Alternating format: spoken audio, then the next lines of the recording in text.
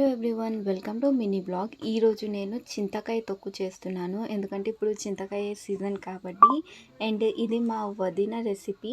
First నేను చింతకాయ మంచిగా వాష్ చేసేసుకొని ఉడకపెట్టుకున్నాను. ఉడకపెట్టేసి ఆ వాటర్ తీసేసేయాలి.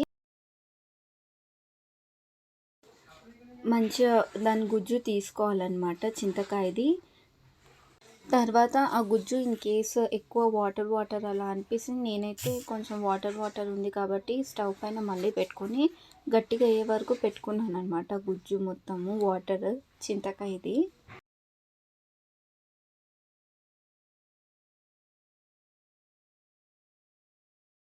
ఇంత థిక్నెస్ ఉంటే చాలు, ఇంకా గట్టిగా అయినా ఉండొచ్చు. ఆ తర్వాత వేరే బౌల్లో కొంచెం నువ్వులు తీసుకొని వేయించేసుకోవాలి. మంచి బ్రౌన్ కలర్ వచ్చే వరకు నువ్వులు లో ఫ్లేమ్లో పెట్టుకొని వేయించుకోవాలి. నెక్స్ట్ పల్లీలు లైట్గా చేదు ఉండకుండా, చింతకాయ చేదు ఉంటుంది కదా, సో చేదు ఉండకుండా కొన్ని పల్లీలు వేసుకోవాలి. అవి కూడా వేయించుకోవాలి. మళ్ళీ పచ్చిమిర్చి కొద్దిగా స్పూన్ ఆఫ్ ఆయిల్ వేసి అవి కూడా లైట్గా ఫ్రై చేసేసుకోవాలి.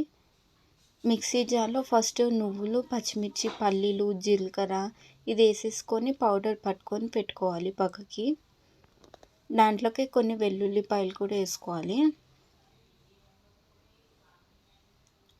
వాటి పౌడర్ పట్టుకున్నాక దాంట్లో చింతకాయ వేసేసుకొని కొంచెం ఉప్పు, కొంచెం పసుపు. నేను ఇందులో బెల్లం చూపించలేను, లైట్గా బెల్లం టేస్ట్ కోసం వేసుకోవచ్చు. మొత్తం మిక్సీ పట్టేసుకొని పెట్టుకోవాలి. పక్కకేమో మళ్ళీ ఒక ప్యాన్ తీసుకొని అందులో ఆనియన్స్ కట్ చేసుకొని ఆయిల్ వేసుకొని లైట్ బ్రౌన్ కలర్ వచ్చే వరకు ఫ్రై చేసుకోవాలి.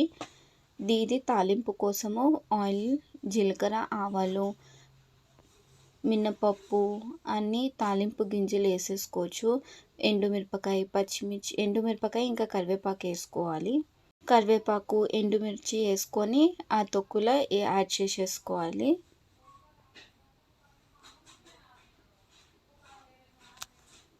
చింతకాయ తొక్కు రెడీ. చాలా సింపుల్గా అయిపోతుంది, టేస్ట్ కూడా సూపర్ ఉంటుంది. మీరు కూడా ఎప్పుడైనా ట్రై చేయండి మీ ఇంట్లో. Thank you. Please like and share my videos.